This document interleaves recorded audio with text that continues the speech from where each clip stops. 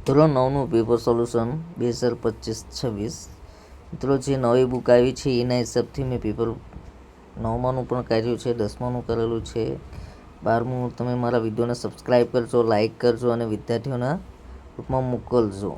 વિભાગ એ નીચે આપેલા વિકલ્પોમાંથી સાચો વિકલ્પ પસંદ કરી જવાબ આપો. પ્રત્યેકનો 1 ગુણ છે. 9 માર્ક્સનું છે. નંબર 1 સાચો બિયાસ કિનારી ખાલી જગ્યાના ખૂણે હોય છે. એ 90 ડિગ્રી, બી 45 ડિગ્રી, સી 50 ડિગ્રી, ડી. તો જવાબમાં શું આવશે? 45 ડિગ્રી. બી કિનારી એ કાપડની કઠણ ફેક્ટરીમાં વણાટ કરેલીની ધાર છે જે ગ્રેનને સમાંતર ચાલે છે. એ પહોળાઈ મુજબ, બી ક્રોસવાઇઝ, સી લંબાઈ મુજબ, ડી સરખું. તો સી ખરું આવશે.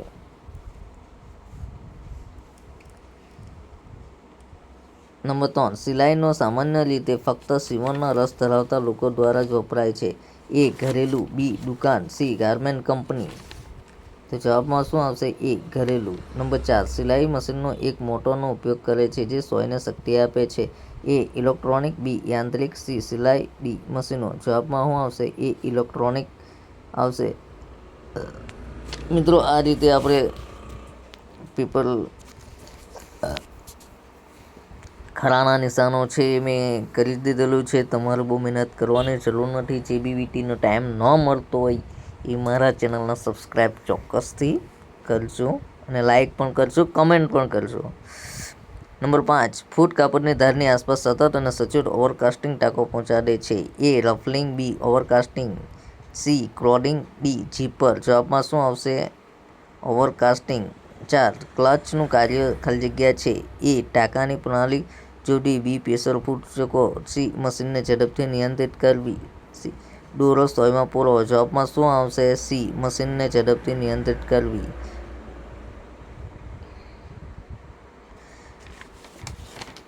ખાસ વિદ્યાર્થીઓને મારે જણાવવું છે કે તમારે કોઈ પણ પ્રશ્ન કોરા છોડવા નહીં. જે બી આવડે એ લખશો, તેમાંથી વીટીને માર્ક્સ મૂકવામાં તકલીફ ન પડે.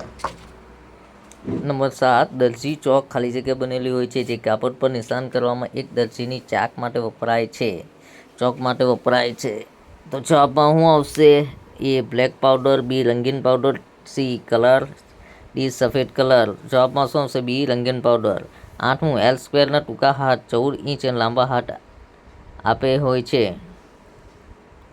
તો એ 23 ઇંચ, બી 22 ઇંચ, 27 ઇંચ કે 24 ઇંચ. તો 24 ઇંચ હોય છે. મિત્રો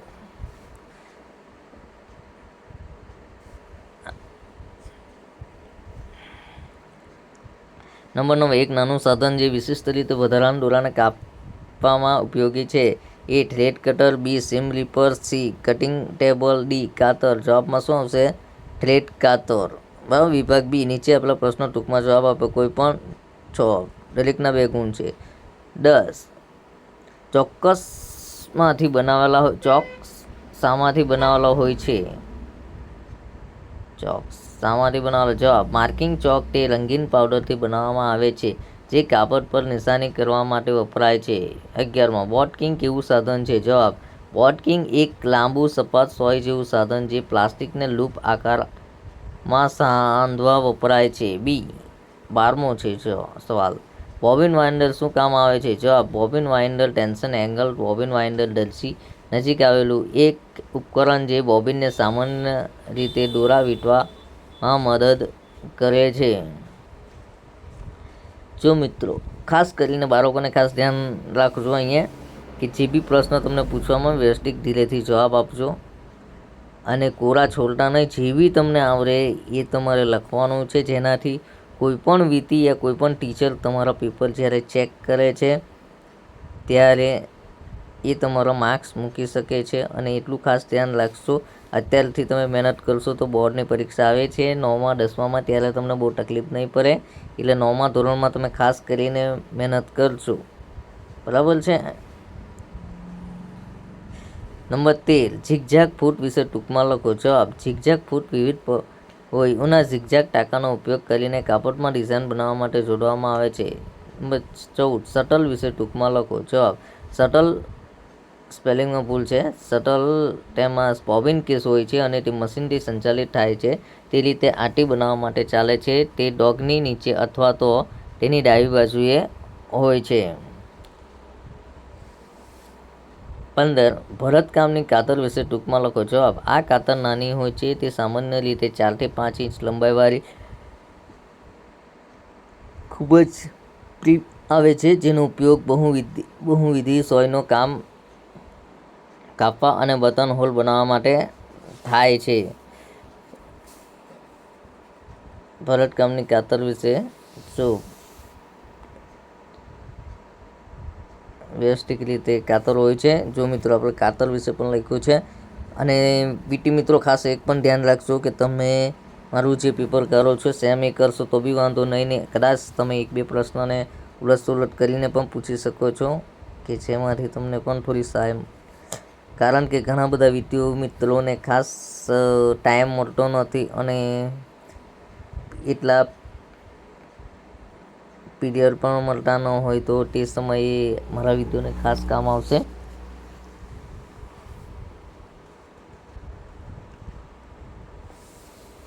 તમે અગાડી પણ ઘણા મારા વિડીયો જોયા છે એટલે સરસ. મેં બોર્ડની પરીક્ષામાં જે પેપરો કર્યા છે એમાં પણ 20 માર્ક્સ જેટલું પૂછાયું છે. 30 માર્ક્સનું પેપરમાંથી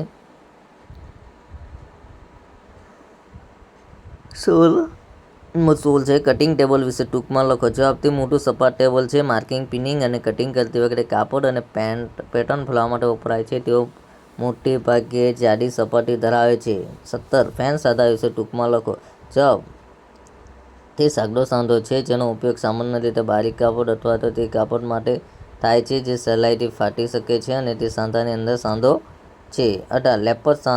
લેપત સાંધો વિશે લખો. જવાબ: આ સાંધાનો ઉપયોગ આંતરછેડાના વિભાગમાં પ્લેગિંગ ફૂલાવેલું લાગે તેવી અસર તારી શકાય તે રીતે જોડવા માટે થાય છે, જે જથ્થાને કારણે જાડું લાગતું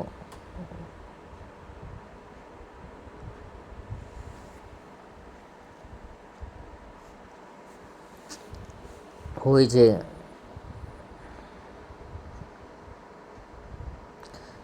લેપત જો અત્યારે પણ ઠીક છે અને બોર્ડની પરીક્ષામાં પણ સીમ અને ફ્લેન્સ વિશે પૂછવામાં પ્રશ્નો આવ્યા હતા. તે આપણે 9મા ધોરણમાં પણ એક પ્રશ્ન પૂછાયા હતા. એટલે ખાસ કરીને ફેન્સ છે, લેપત સીમ છે એ વિષય ખાસ કરીને તમારે ધ્યાનથી વાંચવું, જેનાથી તમને 10મામાં પણ બોર્ડની પરીક્ષામાં બહુ તકલીફ નહીં પડે મિત્રો. અને મહેનત તમારી જોઈએ છે.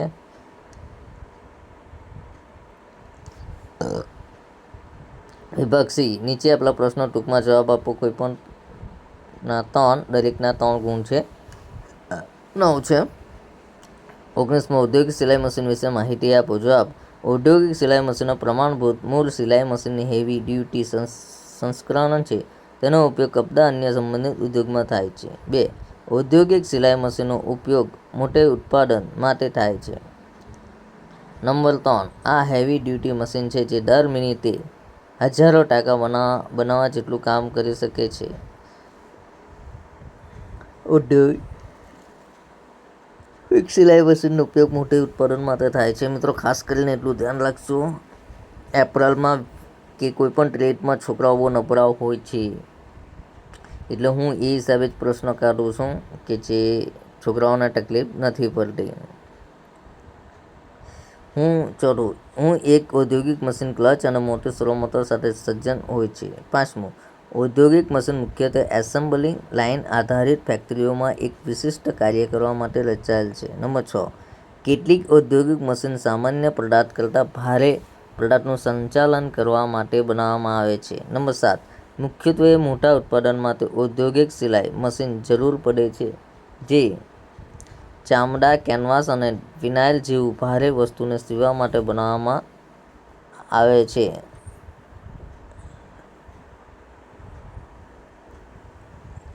તમારે મિત્રો પ્રશ્નોનો જવાબ એ રીતે જ લખવાના છે. જો માર્ક્સ પ્રમાણે માર્ક્સ ઓછા હોય તો તે રીતે જવાબ લખવાના. અને વધારે માર્ક્સ હોય 3 માર્ક્સનું હોય તો તમારે મિનિમમ 20-25 લીટી તો લખવા જ પડે છે.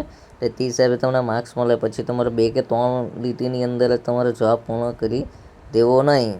એટલું ખાસ ધ્યાન રાખજો. અને ખાસ કરીને વીટી મિત્રોને ખાસ ધ્યાન કે આપણા ટ્રેડની અંદર છોકરાઓ બહુ જ નબળા હોય છે. જે લોકોને વાંચતા લખતા ન હોય એવા જ વિદ્યાર્થી આપણા ટ્રેડની અંદર હોય છે. એટલે પેપર કાઢતી વખતે એટલું ખાસ ધ્યાન રાખો કે બહુ હાર્ડ વર્ક પણ પેપર ન કરાય. કારણ કે જે લોકોને વાંચતા જ ન આવડે તો લખવામાં કેટલી તકલીફો પડે છે. અને એવા છોકરાઓ સાથે જ આપણે કામ પણ કરવાનું હોય છે.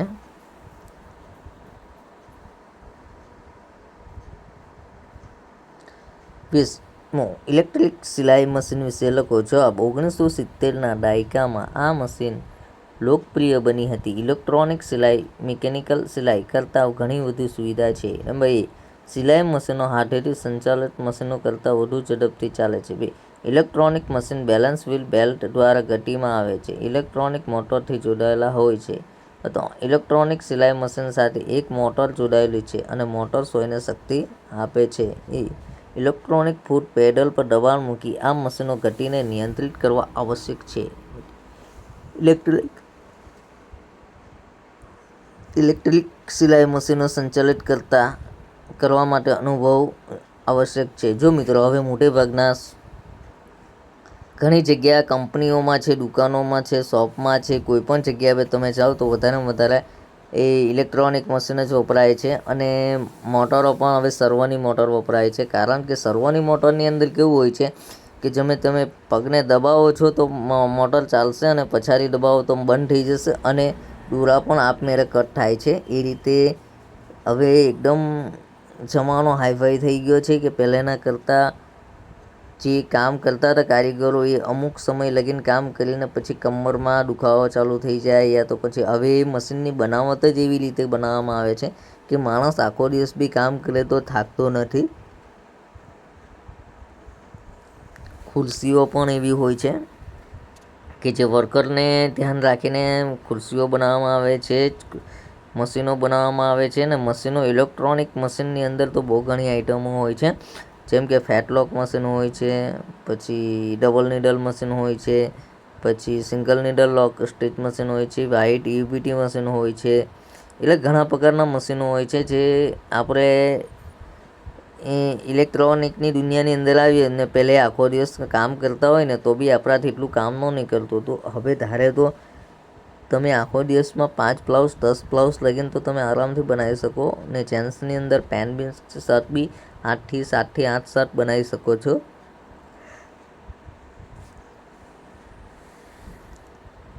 એટલે મિત્રો ખાસ કરીને ધ્યાન રાખો. ઇલેક્ટ્રોનિક મશીનમાં ખૂબ જ ઓછી મહેનતે કામ કરવાનું હોય છે. જ્યારે પગેથી મશીન ચાલતા હોય એમાં વધારે પડતી મહેનત પણ માંગે છે ને આખો દિવસ કામ કરતાં કરતાં માણસ થાકી જાય છે.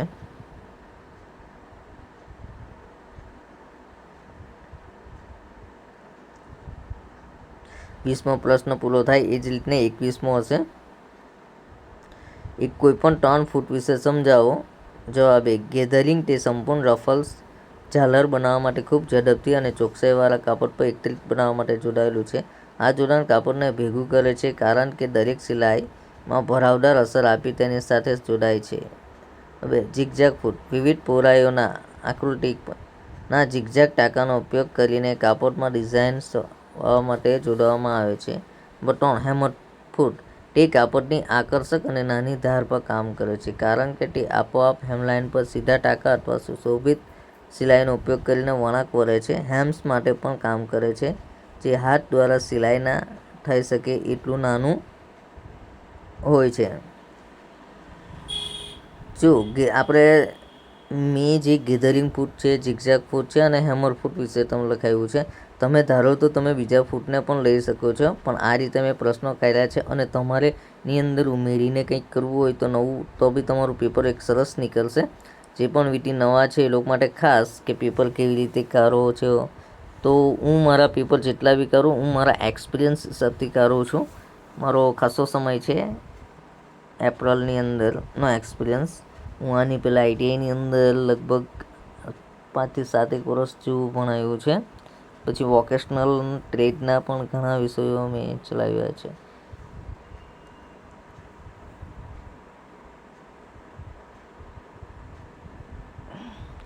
જો ઝિગઝેગ અને ગેધરિંગ આ બધા મશીનોમાં બહુ સરસ છે.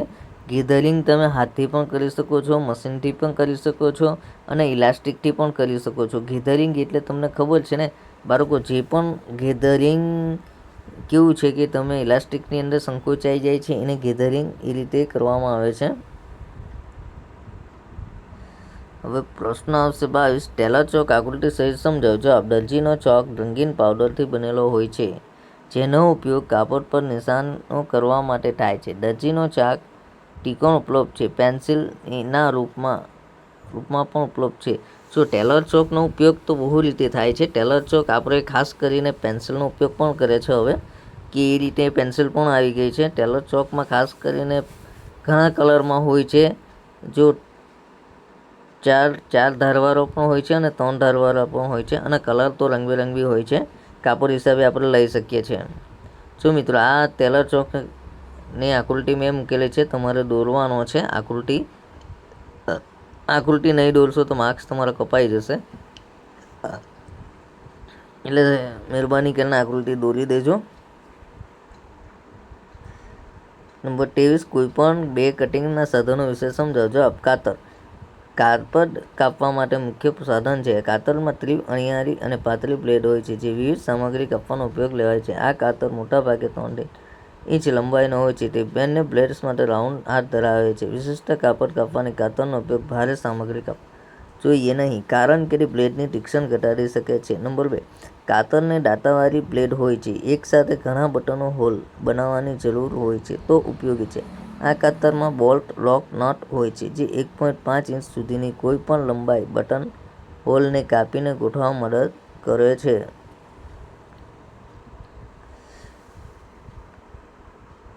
જો મિત્રો, જે બી પ્રશ્નો કરીએ છીએ વીટી મિત્રોને ખાસ ધ્યાન કે તમને ટાઈમ ન મળતો હોય તો મારા વિડીયોને સબસ્ક્રાઈબ કરજો, જેનાથી મેં જેટલા પણ વિડીયો કરું છું, જેટલા પણ પ્રશ્ન કરું છું એ પેપર સોલ્યુશન સાથે તમને મળી જશે. મારામાં પૈસા ખર્ચ કરવાની કોઈ જ જરૂર નથી.